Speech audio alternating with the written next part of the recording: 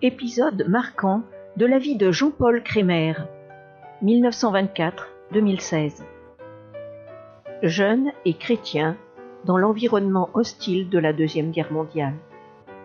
Témoignages audio agrémentés de documents visuels s'approchant le plus possible de la réalité de l'époque. Photos, parfois symboliques, extraits de films de cette période, provenant soit d'Internet, soit de lui-même et de sa propre famille. Le fond musical au piano de Bach, « Jésus, que ma joie demeure », a été joué par Gaston Ourane, musicien aveugle. Diaporama réalisé avec des documents du fonds de la MFE, 225 rue de Recomors, en France, 45 160 Olivet. Tout droit réservé sur ces documents. Voici le témoignage audio donné par Jean-Paul Crémer lui-même en 1997 sur le site trésorsonore.com. Racontez-moi. Il fait partie des rares rescapés des camps de concentration nazis du Struthof ou de Buchenwald. Voici tout de suite le témoignage exceptionnel de Jean-Paul Crémer. Non seulement j'ai entendu parler de Jésus-Christ, mais j'ai vu Christ vivre dans la vie de mon père et de ma mère.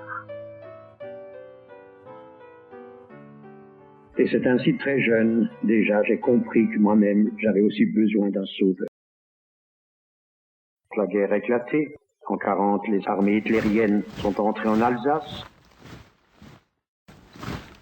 Voici quelques extraits d'un film muet du site filmdocumentaire.com. Ce sont des scènes filmées par le régime nazi lui-même durant l'annexion de l'Alsace et qui montrent que tout ce qui rappelait la France devait être germanisé.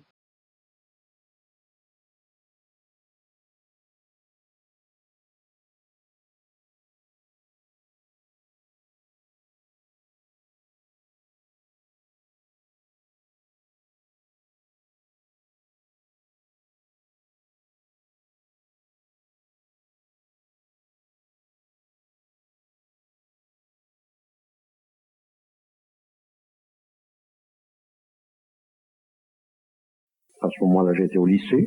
Avant chaque cours, quand le professeur entrait dans la classe, il fallait faire le salut hitlérien, ce que j'avais toujours refusé. Voici une mise en scène grandiose organisée par le régime nazi lors de la prestation de serment de fidélité à Adolf Hitler par des jeunes venant des jeunesses hitlériennes.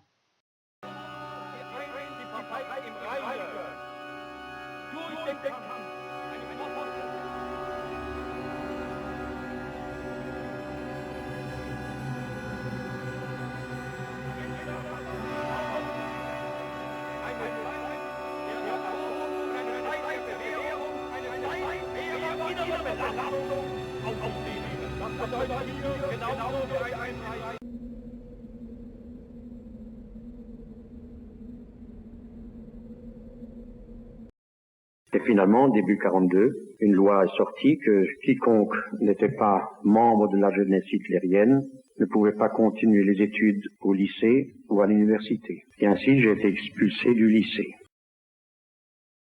Et j'étais incorporé à Vieux-Brisac dans une section disciplinaire. Et lorsque je suis allé à l'Arbeitsdienst, je dis au commandant de ce camp que j'étais prêt à faire n'importe quel travail, mais que je ne prêterai jamais le serment de fidélité à Adolf Hitler. Et lorsque cet officier me demandait « mais pourquoi je ne veux pas dire cela ?» Je lui ai dit « moi j'ai donné ma vie à Jésus-Christ. Je ne peux pas promettre fidélité à quelque chose qui est contraire à ma foi. Je ne peux pas promettre donner ma vie pour quiconque, parce que j'ai déjà donné ma vie à Jésus-Christ. » Et par la suite, ils m'ont fait comprendre par toutes sortes de choses, par des sévices, par la discipline, etc., que je devais me soumettre. Et le jour est arrivé où les autres prêtaient serment, et le commandant m'a puni avec 5 jours d'arrêt de rigueur.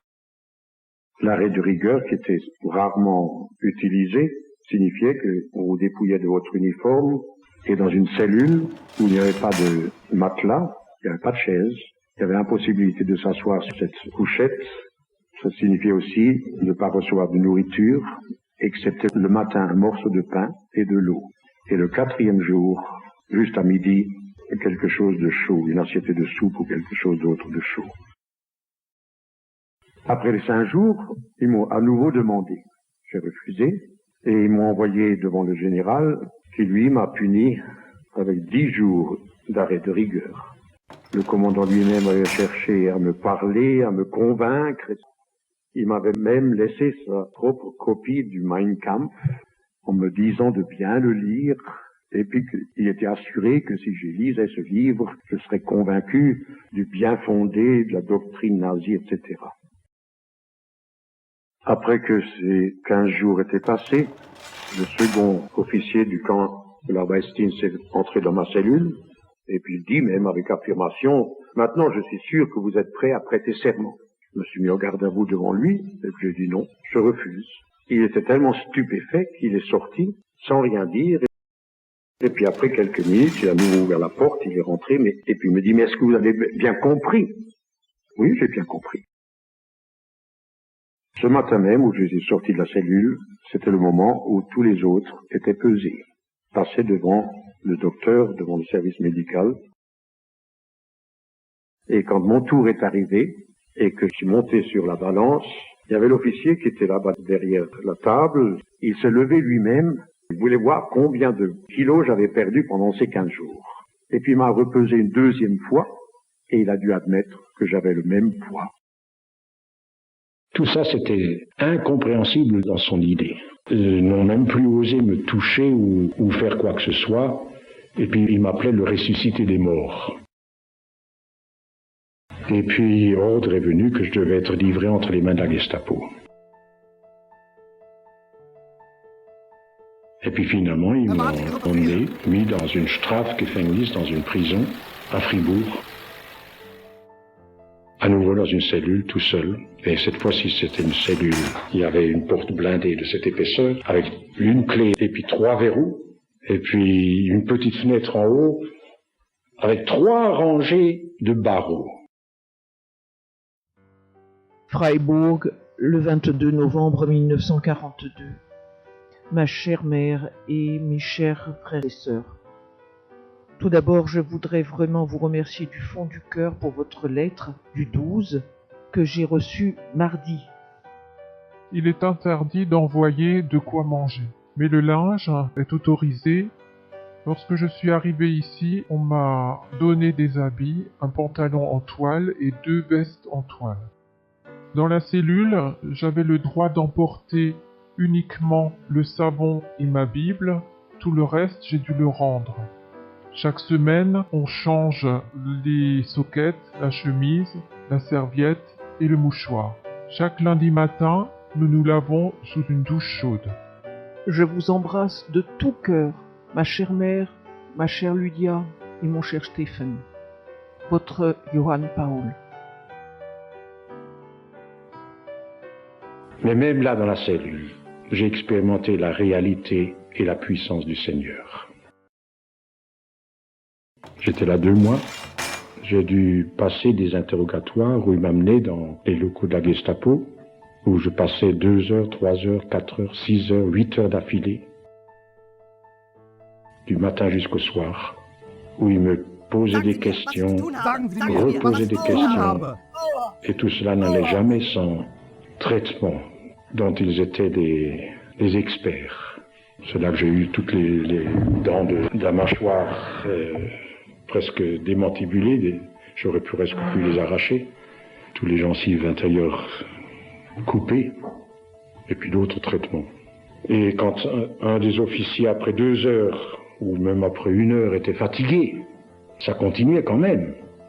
Il allait dans le bureau à côté, puis c'est un autre qui venait prendre la relève, et qui continuait avec le dossier, avec les questions, et puis les coups de poing, et tout le reste.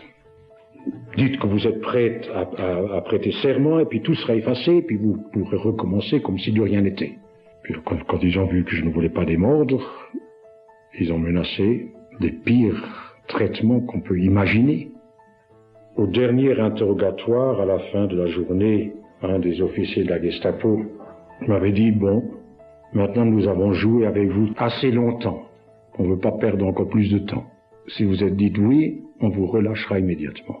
Sinon, vous savez ce qui arrive. Et puis il me prend là par quelque chose, il m'amène devant la fenêtre. Il dit, voyez là en bas, il y avait une cour, il y avait un mur. Il dit, voyez ce mur, c'est là que vous irez, le nez contre ce mur. Ça signifiait être fusillé. Et comme il fusillait les espions, comme il fusillait les pires des traîtres, il fusillait dans le dos. Et je peux dire, c'était pas des jours faciles. Mais j'avais la certitude dans mon cœur que j'étais dans la main du Seigneur. Et je n'ai rien répondu. Parce qu'il m'a dit, si vous ne répondez pas, ça veut dire que vous n'êtes pas prêt. Et une semaine après, voilà un gardien de la prison, c'était un Allemand, mais c'était pas un Nazi. C'était un Allemand qui devait avoir au moins dans les 65 ans, qu'il avait rappelé nouveau pour être gardien dans la prison, parce que tous les jeunes étaient partis au front, et puis étaient dans l'armée ou autre part. Alors lui, il s'avance, il me donne un bout de papier qui était avec l'entête de la Gestapo, et ensuite au milieu, il y avait mon nom, ma date de naissance, où j'habitais auparavant, et puis alors, environ 12 à 15 lignes tapées à la machine aussi, comme quoi j'étais un ennemi du Reich, que par ma position que je prenais et mon refus de prêter serment puis d'entrer dans l'armée allemande, je mettais en danger, c'était marqué textuellement sur le texte, que je mettais en danger la sécurité du front intérieur du Reich et que je devais être éliminé, que je devais être mis de côté. Et alors il y avait des signatures de 3, 4, Kriminalpolizei, Gestapo, etc. d'autres. Et de l'autre côté, dans l'autre coin, je devais signer, comme quoi j'avais lu ce document, que j'en avais pris connaissance.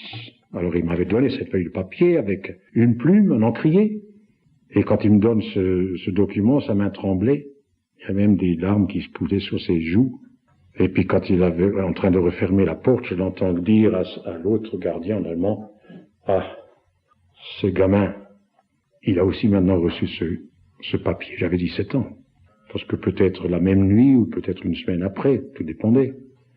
La Gestapo venait, emmenait ce prisonnier, personne n'entendait plus jamais parler.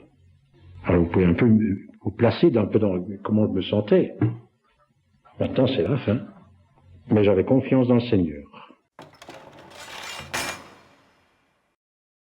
Quelques jours après, nouveau, ordre est venu que je devais être transféré de cette prison.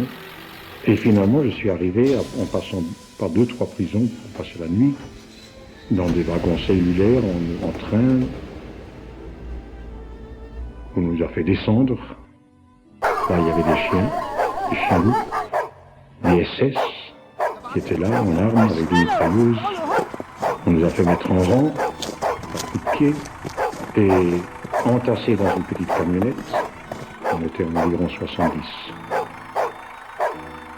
Ceux qui étaient avec moi, qui avaient été rassemblés de différentes prisons. C'était des Tchèques, des Russes, des Polonais, et puis on est monté dans la montagne. Les autres ne savaient pas où est-ce qu'ils allaient arriver. Moi, j'avais déjà entendu parler du camp du Struthof, qui avait été juste commencé début 42. Et effectivement, on est arrivé là. Alors imaginez en plein hiver, avec moins 15 degrés, 1 mètre 50, 2 mètres de neige. On a été basculé de cette camionnette dehors.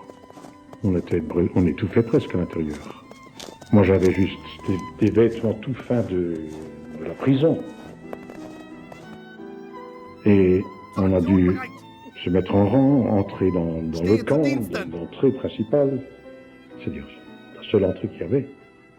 Et puis on a dû se mettre au garde à vous le long du fil de fer barbelé, sur le talus, après l'entrée. Ça, c'était à 10h du matin, on est resté jusqu'à 2h, au garde à vous, à 10 cm à peine du fil de fer électrifié. Je ne sais pas si ça vous fait une idée de ce que c'était. Ce voltage qui courait dans les fils, qui était sur des isolateurs, et puis avec le froid et le givre qui était dessus, ça bourdonnait, l'électricité. Et puis il nous avait mis à mieux garde. Vous faites un mouvement, vous êtes mort. Et là, dans la neige, on grelottait. On avait transi. Et puis du coin de l'œil, il y avait déjà les miradors en haut, puis on entendait qui faisait machine la culasse dans le fusil. Tu disais, qu'est-ce qui va arriver maintenant? Des hurlements, des cris, des commandements. Et puis on était toujours debout. là, après la demi-heure qu'ils étaient dans le camp pour recevoir leur gamelle de soupe, on ne savait pas ce que c'était comme soupe. Ils sont nouveau ressortis. Et on était toujours là, au garde à vous. Et puis finalement, vers 2h, 2h30, ils nous ont fait descendre de ce talus, mettre en rang, et puis on a dû dévaler en bas du camp vers un certain baraquement, qui était le baraquement des arrivées. On devait être ôter tous les vêtements, on devait passer par les douches, par soi-disant la désinfection. Mais c'était tout des règlements et puis des choses pour nous traiter pire que des bêtes. Je vais pas aller dans tous les détails. Tous les cheveux étaient rasés, tous les poils du corps, plongés dans une grande bassine de désinfectant. Pour vous imaginer ce que c'était, après avoir été rasé. Et puis après dans la douche, c'est-à-dire c'était une douche quand elle arrivait, mais c'était de l'eau glaciale. Et puis alors les SS, ils prenaient encore la lance et puis ils s'amusaient avec le jet à pleine force, à arroser ça dans toutes les parties du corps. Et puis encore là, au garde à vous, pendant des quarts d'heure, qui nous semblaient des éternités. On était peut-être, à tout casser, 350, 400 détenus. Quand je suis arrivé, comme je vous ai dit, je suis arrivé avec 70 autres. 2 mois après, de ces 70, il y avait à peine la moitié qui était en vie. Ou 1 mois et demi après. Et 3 mois après, nous étions encore 3. De ces 70, moi-même et 2 autres. Il faut se rappeler que ce camp était, selon la terminologie dans les documents des SS et puis de la Gestapo, c'était un camp Nacht und Nebel, nuit et brouillard. Ça veut dire quiconque entrait là, c'était la nuit et le brouillard. Personne ne savait ce qui était arrivé, puis c'était la fin. Et ça, c'était leur plan. On grelottait pendant des jours, jusqu'à ce qu'on s'est un peu réchauffé. Souvent, on ne dormait pas. Au milieu de la nuit, on devait, dans ces années 42, sortir au milieu de la nuit, juste avec une chemisette qui vous allait quelquefois jusqu'au nombril, courir dans la neige, en pleine nuit, par moins 20 degrés ou même plus, parce que le Struthof est à 1000 mètres d'altitude dans les Vosges. Pour toute nourriture, on recevait le matin un morceau de pain, une boisson chaude, il l'appelait quelquefois café ou quelquefois il l'appelait thé ou tisane, mais c'était ni l'un ni l'autre. Si c'était plus noir, c'était du café, ça avait peut-être un certain goût d'écorce ou je ne sais pas de quoi. Si c'était une tisane, c'était un genre de tisane, mais au moins c'était quelque chose de chaud. Et puis à midi, on recevait une assiette de soupe, entendons-nous, c'était du rutabaga. Pas comme vous l'avez connu ici en France pendant la guerre. Il y a beaucoup qui me disent ça, c'était abject, c'était mauvais. Mais c'était du rutabaga, c'était ces gros qu'on fourrageait des vaches. Et on était encore heureux quand on avait dans l'assiette quelques morceaux de rutabaga. C'était pratiquement que de l'eau. Et c'était tout ce qu'on recevait. Le morceau de pain qu'on recevait le matin, ça devait nous durer, supposé être la ration pour la journée. Et alors on devait être au garde à vous pendant des heures. Le matin, ça durait 1h30. Le soir, ça durait au moins 2h30. Le contenu des lettres, écrites seulement en langue allemande, était lu par l'agent de la censure, qui seul pouvait mettre le tampon à croix gammée pour autoriser l'envoi ou la réception du courrier. Konzentrationslager Natzweiler, Rothau, Elsass. Auszug aus der Lagerordnung. Du règlement du camp. Chaque détenu a le droit de recevoir et d'envoyer 2 lettres ou 2 cartes par mois. Les lettres ne doivent pas dépasser 4 pages de 15 lignes et doivent être parfaitement lisibles. L'argent ne peut être envoyé que par mandat postal, avec pour toute indication, nom, prénom, date de naissance et numéro du détenu, sans aucune autre mention. Argent, photos ou images sont interdits dans le courrier. Tout envoi qui ne correspond pas à ce règlement sera éliminé. Toute lettre pas suffisamment lisible sera détruite. Tout peut être acheté dans le camp. La presse nationale socialiste est autorisée, mais doit être commandée dans le camp par le détenu.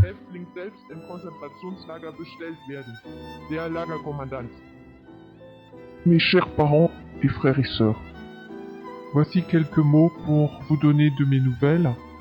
Le 27 novembre, j'ai quitté Freiburg et suis arrivé le 2 décembre ici à Natzweiler. Je vais bien.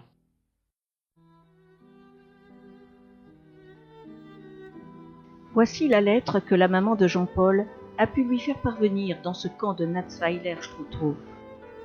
Mon cher Jean-Paul, merci de tout cœur pour ta lettre.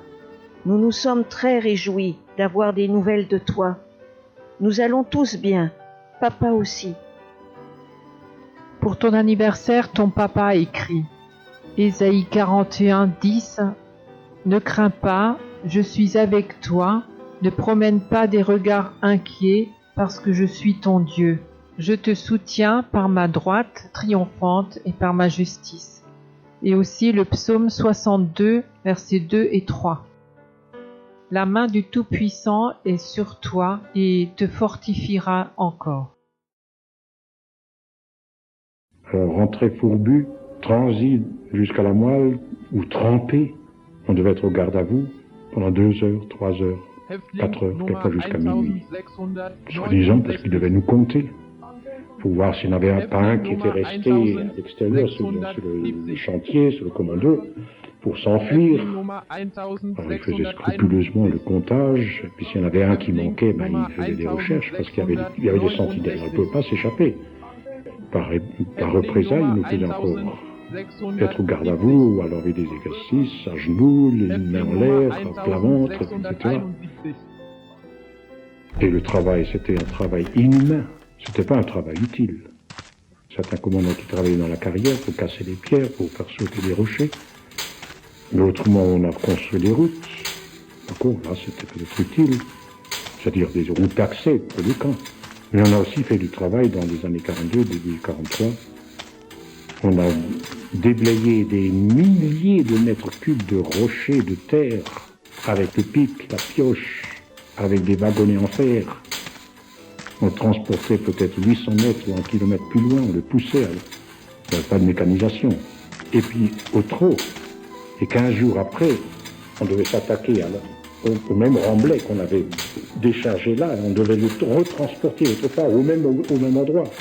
C'était fait pour exténuer les prisonniers. Et début 43, en mars, j'ai été mis dans un commando de transport. Alors c'était aussi nouveau l'inconnu, que je devais partir. Alors il disait la liste, les numéros, voilà, tel numéro, demain matin, être prêt pour partir. Il n'y avait qu'à aller comme de coutume sur la place d'appel, et puis se mettre en rang, puis après que le comptage était fait, les numéros qui ont été lus hier, ben, toi se mettre dans tel coin, puis il y avait des camions, puis ils emmenaient. On n'avait plus rien de personnel.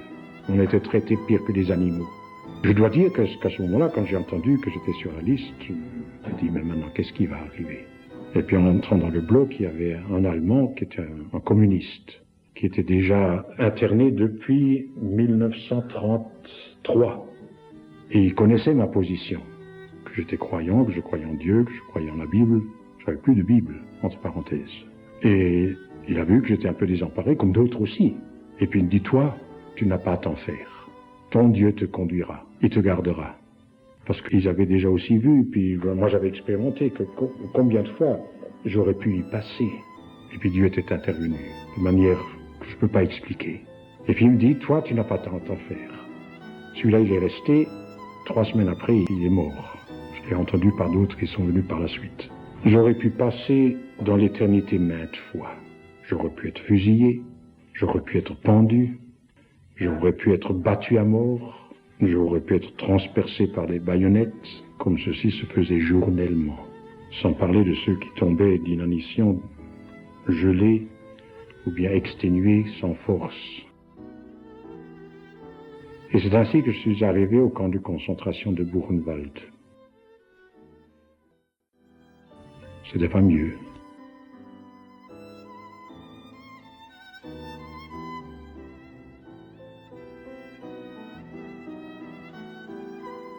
Buchenwald, ce 21 mars 1943. Ma chère maman et chers frères et sœurs, je veux vous faire savoir que je ne suis plus à Natzweiler. Depuis le 10 mars, je suis ici à Buchenwald. Je suis en bonne santé. et j'espère qu'il en est de même pour vous tous. Colmar, ce 21 novembre 1943. Mon cher Jean-Paul, merci beaucoup pour ta chère lettre du 7 octobre que nous avons reçue ici le 15. Nous sommes toujours très reconnaissants pour chaque nouvelle de toi et nous nous réjouissons que tu sois en bonne santé. Je suis aussi heureuse que le pull au vert te rendra un grand service. Papa aussi t'a fait parvenir du fond du cœur ses vœux de bénédiction pour ton 19e anniversaire. Place ta joie dans le Seigneur qui te donnera ce que ton cœur désire. Confie au Seigneur tes sentiers et espère en lui, car il les fera changer en bien et mettra ta justice en évidence comme la lumière et ton droit comme le soleil en plein midi. Reste calme dans le Seigneur et attends-toi à lui. Voici l'une des dernières cartes envoyées de Buchenwald par Jean-Paul à sa famille. On voit que son écriture n'est plus aussi soignée à cause de la fatigue due aux circonstances de plus en plus pénibles. Buchenwald, ce 25 août 44. Chère maman, chers frères et sœurs, quelques mots pour vous donner de mes nouvelles. Jusqu'à maintenant, je n'ai encore reçu aucune nouvelle de vous ce mois-ci. Peut-être que cela s'est perdu. En ce qui me concerne, je suis toujours sain et sauf, ce que j'espère aussi pour vous tous. Je place ma confiance dans celui qui nous protège de tout danger. Et j'avais dans mon cœur cette assurance, cette paix, cette joie intérieure que j'étais dans la main de Dieu. Et même quand j'étais en prison, j'avais reçu du Seigneur dans mon cœur que je rentrerais de nouveau à la maison. Et pourtant, humainement, tout démentait cette promesse que j'avais reçue dans mon cœur. Je répète, j'aurais pu mourir chaque jour. Là aussi, j'ai expérimenté la fidélité de Dieu. Il faudrait longtemps pour expliquer quel était le système concentrationnaire. C'était très élaboré de la part des SS pour exterminer le plus vite possible sans grande peine de leur part. Mais Dieu m'a gardé. Et si je suis en vie aujourd'hui, ce n'est que par la puissance de Dieu. Pour en savoir davantage sur la déportation à Buchenwald de Jean-Paul Crémer, ouvrez le site www.trésorsonore.com, puis Expérience derrière les barbelés. Parce que quelques jours avant que les Américains sont venus, on était 50 000 ou 53 000. Quand les Américains sont venus, on était entre 19 et 20 000. Des photos ou dessins trop insoutenables, illustrant pourtant la réalité de l'horreur des camps, n'ont volontairement pas été intégrés à ce diaporama pour ne pas choquer à outrance les jeunes le regardant.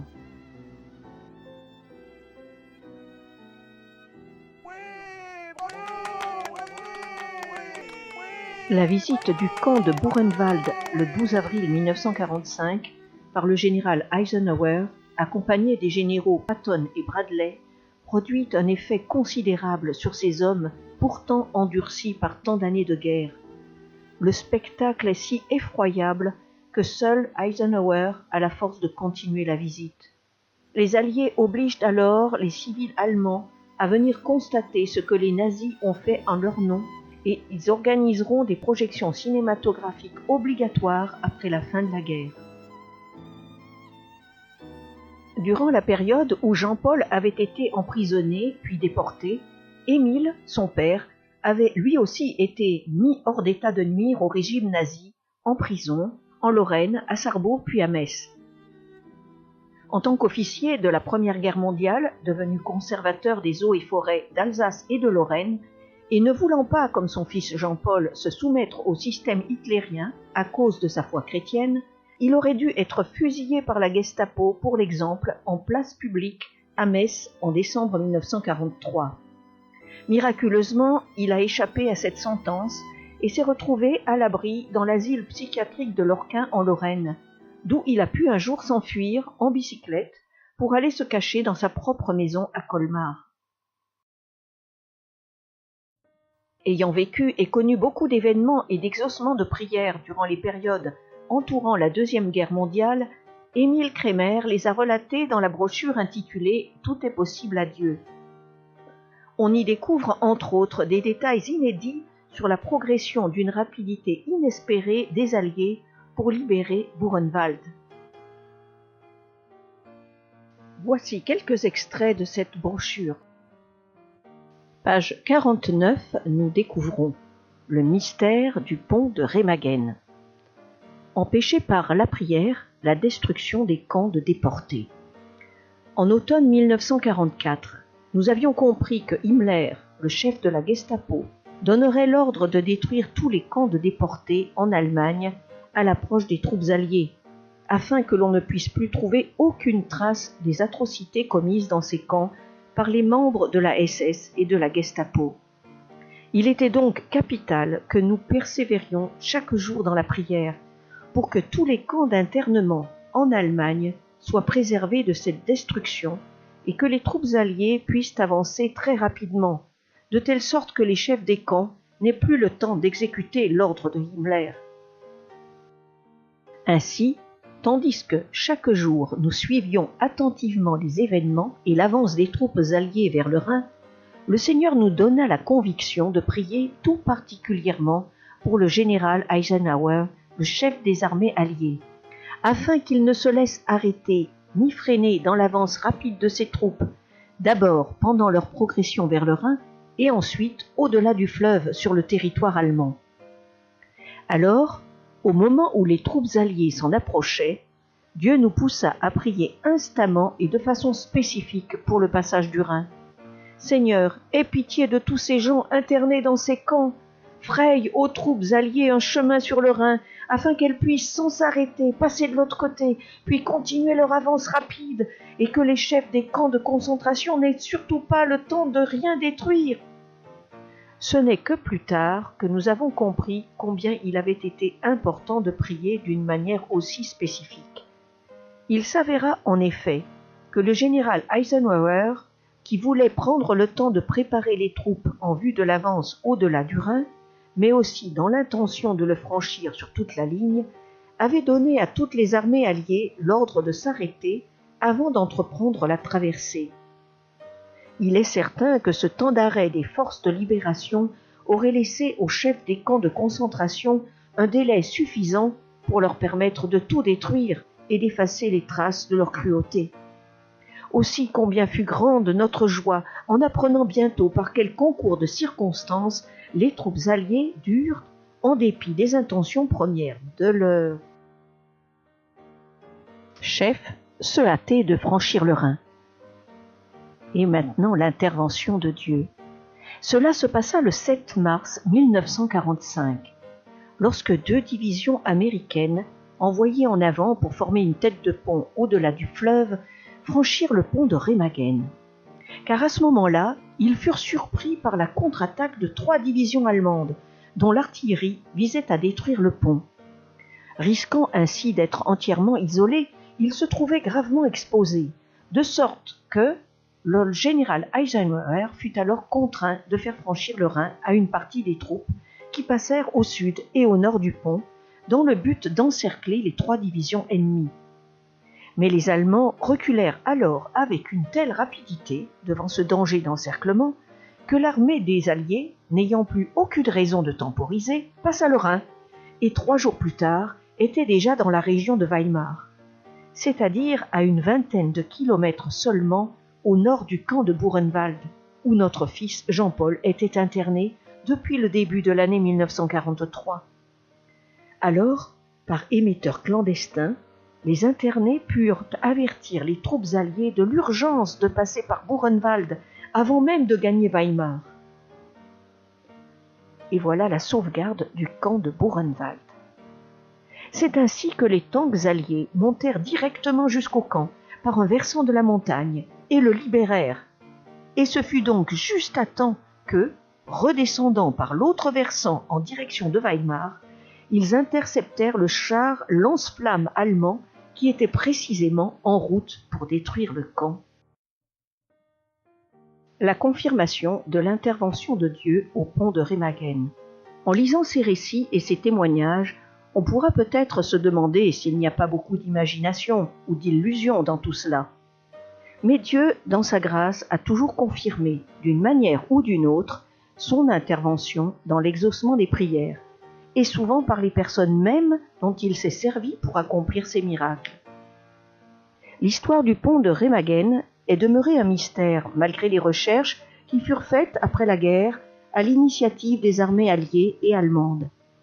Le journal Match a même publié un article spécial sur le mystère du pont de Remagen, confirmant qu'en dépit de toutes les recherches entreprises, il n'avait pu être élucidé.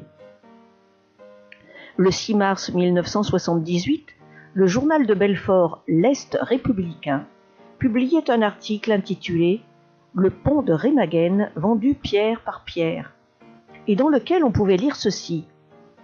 L'histoire du passage du Rhin au pont de Remagen a fait l'objet d'une superproduction cinématographique. Il a même donné matière à des ouvrages historiques, mais continue d'être entouré de mystères.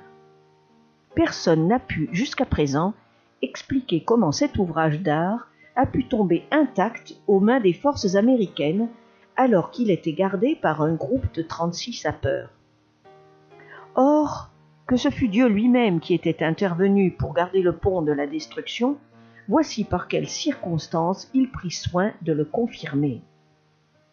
Quelques années après la guerre, alors que la ville de Nuremberg, qui avait été détruite par les bombardements,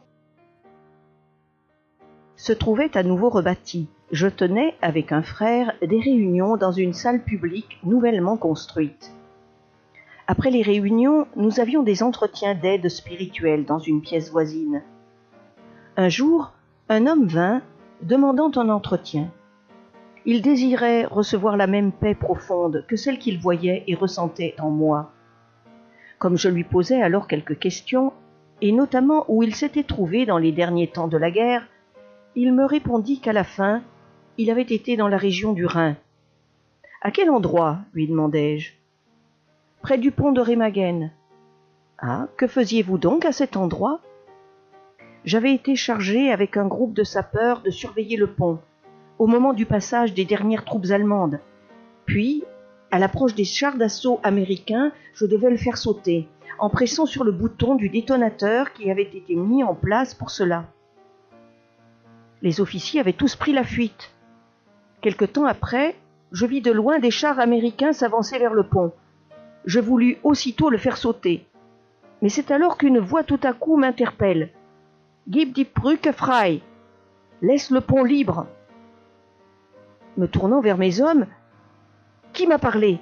demandai-je. Personne n'avait dit mot. Une nouvelle fois, je m'apprêtais à faire sauter le pont, mais à nouveau la même voix, plus forte encore. « Laisse le pont libre !»« Qui a parlé ?» demandai-je à nouveau. Aucun de mes soldats n'avait parlé. Et comme entre-temps les chars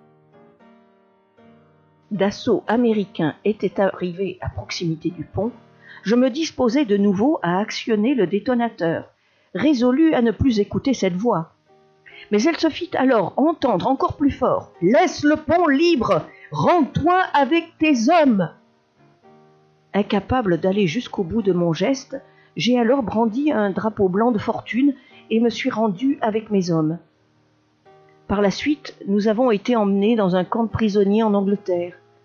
Mais cette voix, entendue au pont de Remagen, n'a cessé ensuite de me poursuivre et ne m'a pas laissé de repos, jusqu'au jour où, lors d'une évangélisation qui fut organisée dans ce même camp de prisonniers, j'acceptai Jésus comme mon sauveur et je reçus le pardon de tous mes péchés, ainsi que la joie du salut.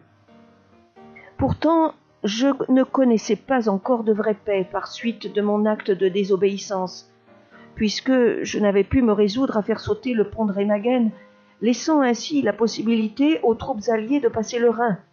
Les 4 officiers supérieurs, jusqu'au colonel, ont été fusillés le lendemain sur ordre de Hitler. Je suis donc responsable et coupable de leur mort, et c'est cela qui sans cesse m'accuse et m'empêche d'avoir la paix. Alors je pus lui montrer, par la grâce de Dieu, que c'était justement pour cela que le Seigneur l'avait conduit de l'Allemagne du Nord à Nuremberg, à la faveur d'un congé de 15 jours, puis dans cette salle de réunion, et enfin dans cette pièce où nous pouvions avoir ensemble cet entretien afin que je puisse lui expliquer les plans de Dieu à son égard.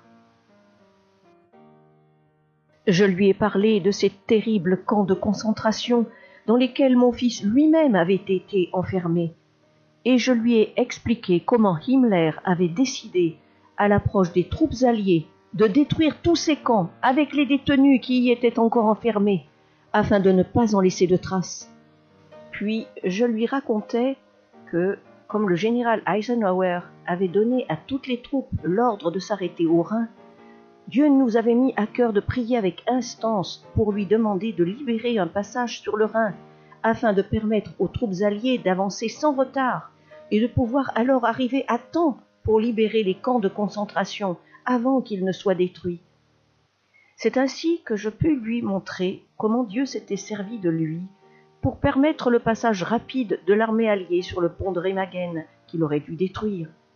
En obéissant à la voix de Dieu, qui s'était fait entendre à lui toujours plus fortement, il avait pu être un instrument entre ses mains pour sauver la vie de centaines de milliers d'internés. Quant aux officiers supérieurs, ils n'avaient fait que de recevoir la punition qui était la leur, pour s'être enfuis au lieu d'obéir et de veiller à l'exécution de l'ordre qu'ils avaient reçu de faire détruire le pont. Lui, au contraire, Dieu l'avait amené dans sa grâce à obéir à sa voix. Celle-ci l'avait même suivi jusqu'au camp de prisonniers, afin qu'il puisse y trouver le salut. Puis le Seigneur l'avait encore amené de Hambourg à Nuremberg, jusque dans cette pièce où nous nous trouvions, pour y recevoir enfin la réponse de Dieu et la paix profonde qui lui manquait encore. On peut s'imaginer la joie dont le cœur de ce frère fut alors rempli lorsqu'il apprit que, par son obéissance à la voix de Dieu, il avait été le moyen par lequel des centaines de milliers d'internés, approximativement 500 000, dont 43 385 Français, qui se trouvaient encore dans les camps de concentration, avaient pu être sauvés. Ainsi s'en retourna-t-il, le cœur plein de la paix et de la joie du Seigneur. Comme les desseins de Dieu, même lorsqu'ils restent cachés aux yeux du monde, sont merveilleux quand les hommes obéissent à sa voix. Revenons à Jean-Paul. Il reçut le 28 avril 1945 sa carte de rapatriement. Et comme il était bien affaibli par le typhus attrapé à la fin de son séjour à Buchenwald, il put partir plus rapidement. Il fut pour cela épaulé par un déporté influent auquel il avait un jour fabriqué des semelles de cuir pour protéger ses pieds abîmés. Il put donc être transporté jusqu'à Colmar pour y retrouver sa chère famille, après 2 ans et 8 mois d'une si douloureuse séparation. Son père était rentré lui aussi, sain et sauf, malgré les tentatives des nazis pour le supprimer. Et là, bénéficiant des soins attentifs de sa mère et d'un médecin de la famille, Jean-Paul guérit du typhus et commença à retrouver peu à peu la santé. Son père lui suggéra alors de se remettre à étudier et même de retourner au lycée pour y suivre à nouveau les cours, ce que fit Jean-Paul en s'y rendant même en vélo. Et c'est ainsi que, seulement 4 mois après sa sortie de Buchenwald, il a passé son bac et par la grâce de Dieu l'a obtenu, alors qu'il n'avait pas pu, bien sûr, étudier durant les années de sa déportation. Jean-Paul était conscient et reconnaissant des miracles que Dieu avait faits pour lui. Désormais, il désirait se former au mieux pour le servir. Son frère Étienne et sa sœur Lydie eurent le même désir et les 3 partirent dans une école biblique à Édimbourg, en Écosse. C'est là, au Bible Institute of the Faith Mission, qu'ils se sont formés durant plusieurs années avant de revenir en France. Jean-Paul en sera même un moment le directeur remplaçant. Émile, le père de Jean-Paul, avec plusieurs chrétiens alsaciens ou lorrains, qui ont aussi été sauvés d'une mort certaine durant le régime nazi, décide alors de créer une mission pour répandre l'Évangile. Cette mission sera du même type que la Faith Mission, avec le but de partager la bonne nouvelle en France. Elle débute en 1960 et prend comme nom Mission, Foi, Évangile. Dès leur retour en France, Jean-Paul, sa sœur Lydie et son frère Étienne s'engagent avec plusieurs autres dans cette mission. Ils seront des pèlerins allant de lieu en lieu. Ils décident de se rendre dans la région du centre de la France, où le témoignage évangélique est rare à cette époque. C'est dans une salle transportable, installée durant quelques semaines sur des places de village, qu'est alors présentée la bonne nouvelle de l'Évangile, par le moyen de conférences, témoignages, clubs pour enfants, projections de films. Dans d'autres endroits ou à d'autres moments, c'est même un chapiteau de toile blanche qui a été utilisé pour inviter les habitants à des conférences portant sur des thèmes variés en rapport avec la foi. Par exemple, quel est le but de la vie? Le bonheur est-il vraiment possible? Qu'y a-t-il après la mort? Comment peut-on être sauvé? Peut-on être libéré de ses passions? La Bible est-elle adaptée à la vie moderne? Jean-Paul, qui avait reçu un projecteur 16 mm, y projetait aussi des films scientifiques chrétiens produits par le Moody Bible Institute de Chicago. Les pèlerins, à cette époque, logeaient sur place dans des caravanes, été comme hiver. Ils remonteront plus tard vers le Loiret et continueront d'aller de ville en village. Pendant que certains pèlerins installaient la tente ou la salle transportable, les autres allaient inviter les gens de la ville et de ses alentours. Villes et villages étaient visités et les personnes invitées. Les gens se déplaçaient encore à cette époque où la télévision n'était pas omniprésente. Mais les pèlerins étaient parfois, hélas, décriés à l'avance par certains responsables religieux qui voyaient en eux une concurrence et qui menaçaient même leurs fidèles s'ils osaient assister à de telles réunions. Mais il en fallait davantage pour stopper Jean-Paul après ce qu'il avait vécu comme opposition à sa foi durant la guerre, et il encourageait ceux qui travaillaient avec lui à continuer cette mission. Tout était rendu prêt et accueillant pour recevoir ceux qui viendraient le soir après leur travail, sous le chapiteau blanc.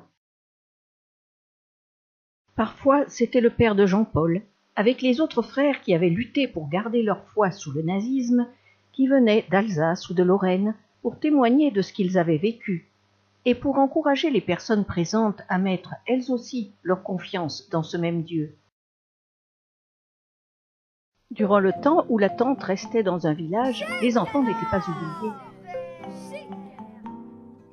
Des chants et des histoires bibliques leur étaient présentés avec, entre autres, un tableau de flanelle, ce qui était encore inconnu de ces enfants, et aidait à les captiver durant les récits. Les années ont passé, beaucoup de choses ont changé, mais la mission a continué en s'adaptant. Les caravanes ont servi encore longtemps, mais sans plus bouger comme auparavant. Les années ayant passé, Jean-Paul a pris alors le relais de son père comme responsable de la mission, sa sœur Lydie en étant la secrétaire. C'est dans cette modeste maison, située à Gien, que Jean-Paul a habité durant de nombreuses années, tout en continuant de visiter, en tant que pasteur, beaucoup de personnes, surtout âgées. En effet, il pouvait bien les comprendre dans leur douleur et les encourager à faire confiance à Dieu, comme il l'avait fait durant ces années de déportés. Le voici à l'âge de 80 ans, à l'issue d'un culte évangélique, dans l'une des salles démontables qui était restée opérationnelle. Au moment de Noël, Jean-Paul distribuait à tous ses contacts une lettre spéciale d'édification et d'encouragement, illustrée par ses soins. Les parents de Jean-Paul étaient devenus très âgés, 95 et 97 ans. Après leur décès, Lydie s'est installée à Olivet et Jean-Paul est venu alors habiter aux côtés de sa sœur. On le voit ici, assistant en tant qu'invité à une fête de Noël dans une maison de retraite. Mais lui-même ne vivait pas vraiment comme un retraité et continuait ses visites pastorales aux personnes âgées, parfois bien loin de son domicile d'Olivet. À 92 ans, il a été hospitalisé courtement pour un cancer des poumons dû à des séquelles des camps et est alors décédé. Jean-Paul Crémer avait achevé sa course terrestre et gardé jusqu'au bout sa foi en Jésus-Christ, celui qu'il avait déclaré être son sauveur et le but ultime de sa vie. Ne crains pas, car je t'ai racheté. Je t'ai appelé par ton nom, tu es à moi. Si tu traverses les eaux, je serai avec toi, et les fleuves, ils ne te submergeront pas. Si tu marches dans le feu, tu ne te brûleras pas, et la flamme ne t'embrasera pas. Car je suis l'Éternel, ton Dieu, le Saint d'Israël, ton Sauveur. La Bible, Ésaïe, chapitre 43. Le Seigneur qui l'a aimé le premier a rappelé à lui dans sa 92e année Jean-Paul Crémer, chevalier de la Légion d'honneur.